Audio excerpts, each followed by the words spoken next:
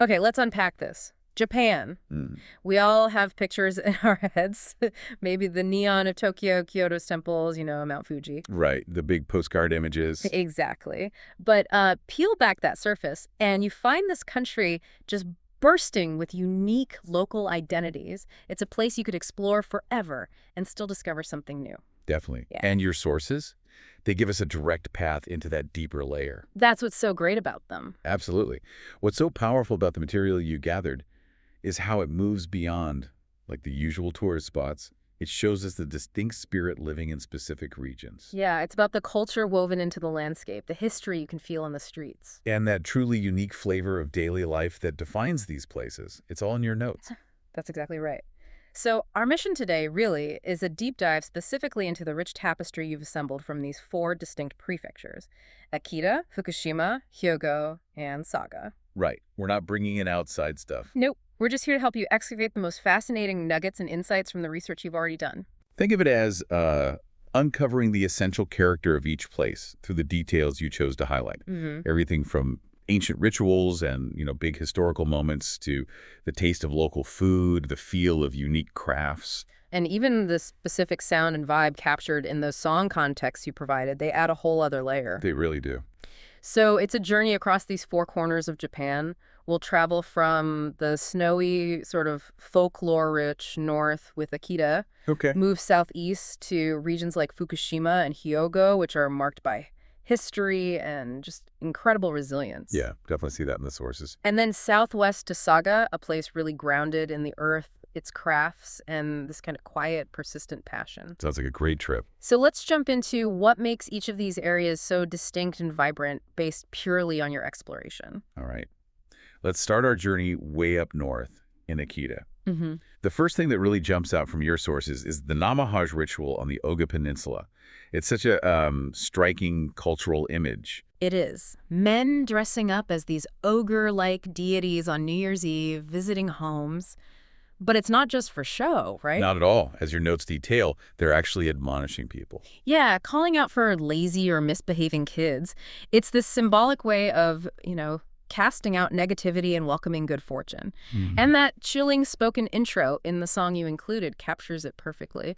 Any crying kids around here, any lazy ones hiding, you can almost feel the snow and hear them coming. It's a powerful example of how folklore is still, deeply part of community life there. Yeah. Another key festival you highlighted that feels uniquely Akita is the Kanchu Festival in Akita City. Right, with performers balancing those incredibly long bamboo poles covered in lanterns. Amazing visual. Totally. They resemble rice plants, apparently a prayer for a good harvest.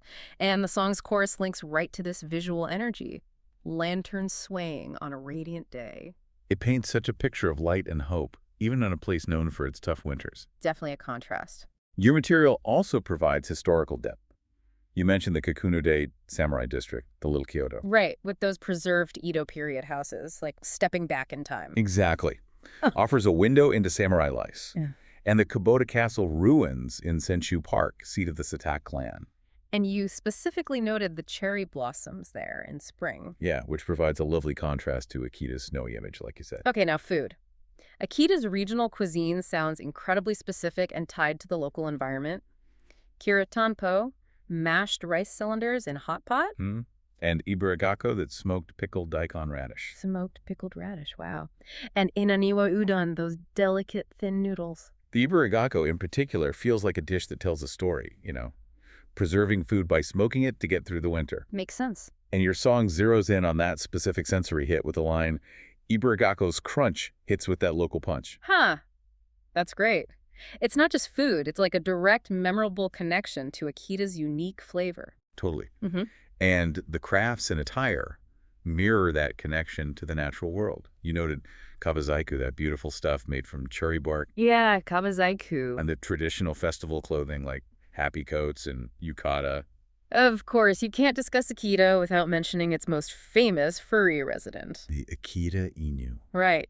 Symbolizing loyalty, strength, known worldwide because of Hachiku. They really embody that quiet, enduring spirit your sources describe for the region. Your research also touched on the music scene, which adds another layer to the prefecture's atmosphere, Amazurashi's melancholic rock. Yeah, that seems fitting for a snowy landscape. And then there's the internationally known noise musician Merzbow, Masami Akita. Right, based there. And the song outro explicitly connects his avant-garde sound to the region's environment. In the noise and snow, I hear Merzbow's tone. That connection between the soundscape and the place is fascinating. Another detail you included is Lake Tozawa, Japan's deepest lake. Oh yeah, the deepest lake. And the legend of Tatsuko associated with it, which the song's verse 2 references, sleeping there with the spirits, brings that folklore element right back. It all ties together. And the language, Akita Ben, that distinct local dialect, giving the example dabaru for tabaru, meaning to eat. Right. Hearing that dialect used in the song's spoken sections really roots it in the local voice. It feels authentic. So putting your sources together, the character of Akita really emerges, doesn't it? A place deeply intertwined with its folklore, its intense nature, especially the snow and traditions passed down. Yeah, there's a sense of grounded, quiet strength. You see it in the culture, the famous dog, even the rhythm of the dialect. Exactly. Okay, so leaving the snow-drenched traditions of Akita, your research takes us southeast to Fukushima. Now, this is a region whose recent history is profoundly marked. Impossible to ignore. Yet the dominant theme your material reveals is one of incredible resilience and renewal. Exactly. You have to talk about Fukushima without addressing the 2011 Great East Japan earthquake and tsunami and the nuclear disaster that followed. Your sources are clear about acknowledging the tragedy. Right. But they pivot pretty quickly to what came after. And the song intro sets that tone immediately. This kind of thing, it should never happened, but, you know, spring still comes. Yeah, that line says so much. It acknowledges the deep pain, but instantly shifts to the idea of endurance and healing, which, like you said, just runs through the material you provided. And your sources show that resilience isn't exactly new to Fukushima. They layer on other historical events, like the Boshin War, specifically the tragic story of the Byakutai, the White Tiger Corps in the Aizu region, who thought their castle had fallen. Such a heavy story. And the song's verse 2 captures this historical weight.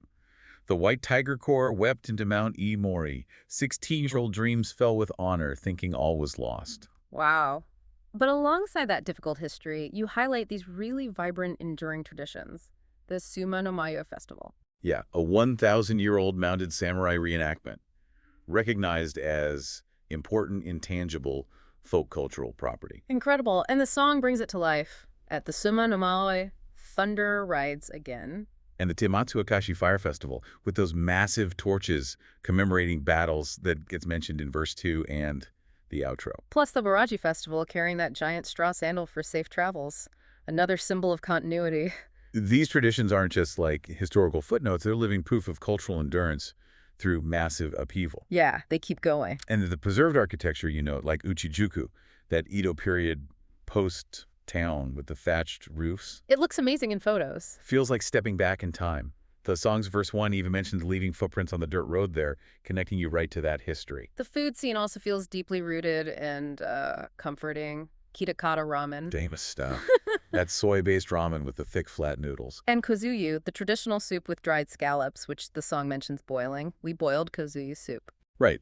And enban gyoza, those pan-fried dumplings, arranged in a circle, another specific vivid detail captured in the song. Laughed again over enban gyoza sizzling in its circle. It makes it so real. Your sources even touch on how the natural world responded after 2011, the resurgence of wildlife, like wild boars and monkeys in areas where human activity decreased.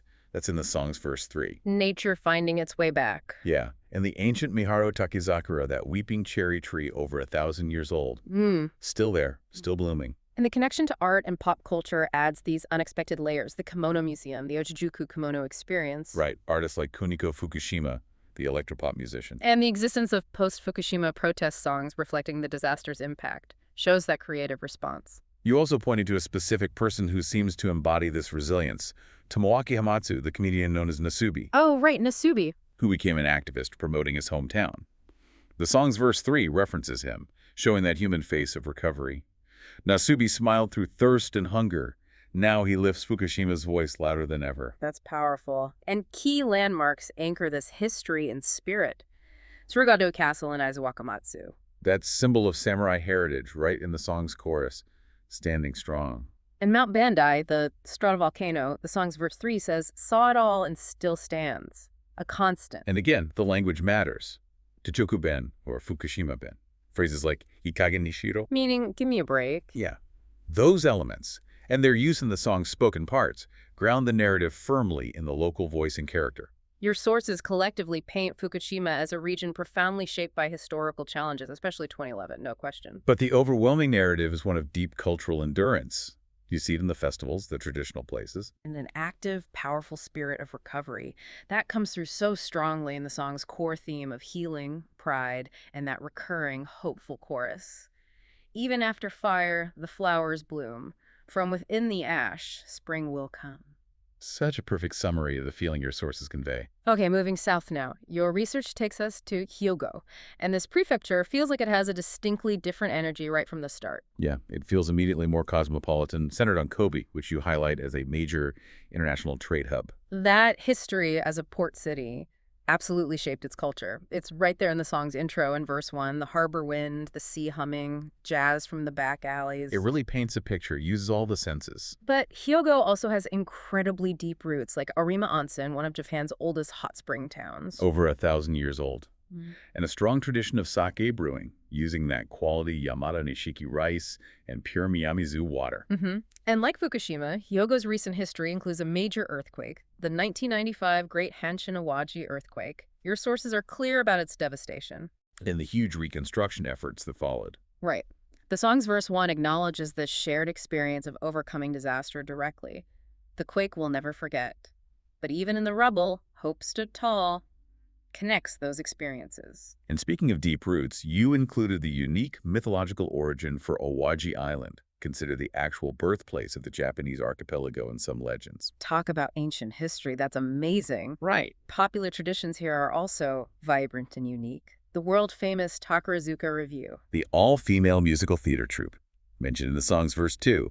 Takarazuka's dreams sparkle on stage. And the lively Danjiri Festival with those massive ornate floats looks wild. The food scene is legendary. Yeah. World-famous Kobe beef, which the song's verse 1 just calls crazy good, simple and effective.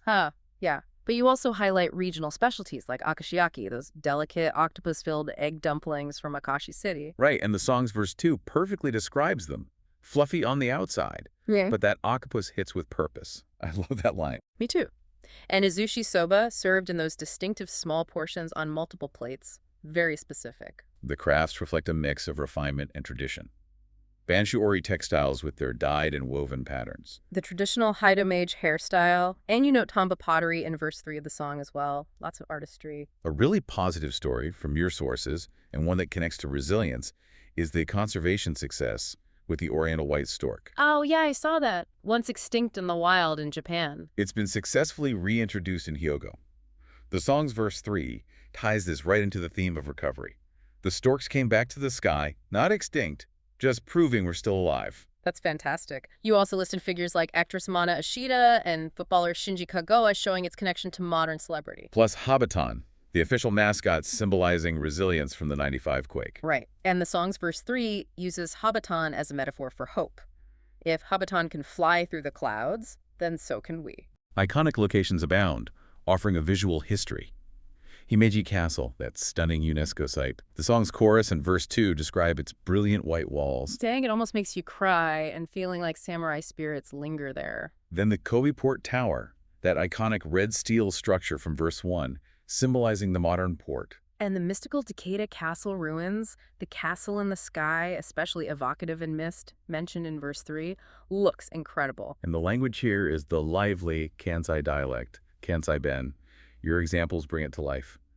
Ukini for thank you. Nambo for how much, Hanma for really, Akam for no good. And Mecha Umai, super tasty, which the song uses specifically for the Kobe beef. Perfect use. The Kansai Ben in the song's spoken parts absolutely captures the local rhythm. And the music vibe described in the song context is incredibly specific, blending Japanese Kobe jazz hop, G-funk, and Kansai soul with sounds of trains in the port. It perfectly encapsulates that dynamic, cosmopolitan yet rooted character of the prefecture that your sources reveal. Yeah, your material really paints Hyogo as this place with a dynamic fusion international influence from the port, deep traditions. It's faced huge challenges like the earthquake, but is characterized by strong recovery, cultural pride, and a lively rhythm you can feel in its culture, dialect, and even its unique musical landscape. All right, finally, let's journey southwest to Saga. Your sources immediately draw our attention to its most famous craft, Hmm. really a defining element of its identity, Arita and Imari ceramics. Exquisite porcelain, known worldwide. With centuries of artisans passing down skills, this craft is clearly more than just a product here. It feels central to the prefecture's soul. Definitely. The song's verse 1 emphasizes that. In Imari and Arita, earth speaks with fire. The hands of fathers and their fathers' fathers live in the clay. That connection between the craft and the human spirit is incredibly powerful. The song's core theme for Saga is built right around this idea. Yeah, that line. In this town of pottery, we shape our hearts. Some spirits are stronger cracked than perfect. Using the craft as a metaphor for resilience, finding beauty in imperfection. Like kintsugi, maybe? The repaired pottery. Exactly like that. You also noted another luxurious craft, Saigen-shiki weaving, using gold and silver threads, also highlighted in the song's verse 1. Shows a dedication to fine arts. Historically, the Nabeshima domain during the Edo period fostered arts and education, creating the ground for these crafts to flourish. Mm-hmm. And looking even further back, the ancient Yoshinagari Historical Park that reconstructed Yayoi period village offers a glimpse into early Japanese life. Referenced in the song's verse 2, at Yoshinagari, shadows from the ancient past. Traditions here include the Karatsu Kunchi festival, with those incredible massive floats shaped like sea creatures and samurai helmets. The song's verse 1 describes them vividly. Whale-like floats swim through the streets with pride. What an image. In contrasting that ancient tradition, you also mentioned the Saga International Balloon Fiesta, one of Asia's largest. Right, which the song's verse 3 says lifts spirits. It shows that blend of old and new celebrations. The distinctive food from your notes sounds like it's straight from the local environment. Yubuko squid. Known for its delicate freshness, often sashimi. Your song's verse 2 brings this to life, mentioning it still dances on the plate, so fresh, it's see-through gabai delicious. Ah, goodbye delicious. We'll get to that word. Saga beef, another highly prized wagyu. Yeah, and Mutsugoro no kabayaki, char-grilled mud skipper from the Ariake Sea. Mud skipper. Wow. The song's verse 2 calls this Saga's symbol alive in sea and soil. It's such a unique, memorable detail that really anchors the food to the specific landscape. Totally unique. Iconic landmarks also connect to this sense of place and craft. Karatsu Castle, with its views of Karadosu Bay. Which the song's verse 3 notes is an unchanging view, offering stability. Yutoku Inari Shrine, that striking vermilion architecture set dramatically on a hillside. The song's verse 2 captures the spiritual journey there. Every step up, a prayer in the air. Beautiful. And uniquely, Tozan Shrine in Arita, featuring porcelain elements referenced in verse 3 at Tozan Shrine ceramic gate stand. A perfect blend of the region's core identity and its spiritual life. You also highlighted the unique natural environment of the Ariake Sea mudflats. Right, home to unique species like the mud skipper, explains that distinctive local food. Exactly. And the connection to pop culture is fantastic and unexpected. Machiko Hasegawa, Sasuya-san manga, The classic. and the anime Zombieland Saga, which has apparently boosted local tourism. Which the song's bridge completely embraces. Zombies and idols, we call all of it pride now. It shows a prefecture confident enough to weave even unexpected modern elements into its story. It's brilliant. It really is. The Saga-ben dialect is another key part of its identity. Examples like yoka, good, and gaboi, very. All right, gabai umai. Extremely delicious, which your song uses. A perfect example of how the language reflects the local character, even in describing food. The spoken parts in the song ground it firmly in this regional voice. Makes it feel authentic. Your sources characterize Saga as a region deeply connected to the earth, its incredible crafts, ancient roots, possessing this quiet, grounded spirit. Yeah, it's not about being the loudest place, maybe. Right, but having a deep passion that never fades, as the song's chorus beautifully puts it, while embracing both profound tradition and surprising modern stuff like Zombieland Saga. So, bringing it all back to you, the listener, this deep dive into your sources really reveals something powerful. Japan is anything but monolithic. Not at all. It's a vibrant mosaic of distinct regional identities, each with its own story forged by history, nature, and human ingenuity. Exactly. How does Akita's folklore and snow-infused tradition, tied to strong spirits, and unique flavors. Contrast with Fukushima's history of profound challenge, met with incredible resilience and enduring traditions. Or Hyogo's dynamic blend of international port culture and ancient sites, bouncing back from disaster with that lively rhythm. Or Saga's craft-centered identity, rooted in the earth and quiet passion, even embracing modern pop culture symbols. They're all so different. And the power of these specific details you gathered is just undeniable. They aren't just facts, they're sensory anchors. Your sources gave us the specific crunch of Hubergako, The sight of Karatsukunchi floats swimming through the Stuarts. the feeling of stepping onto the dirt road in Uchijuku, The unique taste of Mudskipper, the visual of Himeji Castle's white walls. the sound of the Namahage coming. These specific elements bring the places to life in a way general descriptions never could. And that theme of resilience is a thread woven through different regional experiences, isn't it? Fukushima's active recovery. Hyogo's rebound symbolized by Hobbiton and the returning stork. Saga's idea of spirit stronger when cracked like pottery. And Akita's traditional quiet strength. It's a powerful undercurrent across these diverse regions, all found in your research. Yeah, it really is. And the song descriptions you included added such a crucial layer. They moved beyond just listing facts to capture the feeling, the vibe of these places through soundscapes, instruments, emotional resonance. They took the research points and infused them with life and soul, made them feel immediate. So we've journeyed through 4 incredibly distinct corners of Japan, each revealed through the fascinating material you specifically assembled. And this deep dive has illustrated the rich tapestry of local culture, history, and spirit that thrives outside the major metropolitan centers, brought to life by the specific details and perspectives you chose to highlight in your work. So consider this as we wrap up. How do these fiercely unique regional identities, with their specific dialects, traditions, and deeply personal responses to history and their environment, how do they contribute to the overall picture of Japan? Do they challenge or maybe deepen common outside perceptions? Right. And what other incredible specific details are waiting to be discovered in places you haven't even started researching yet, using this kind of focused approach? Makes you want to dig deeper, doesn't it?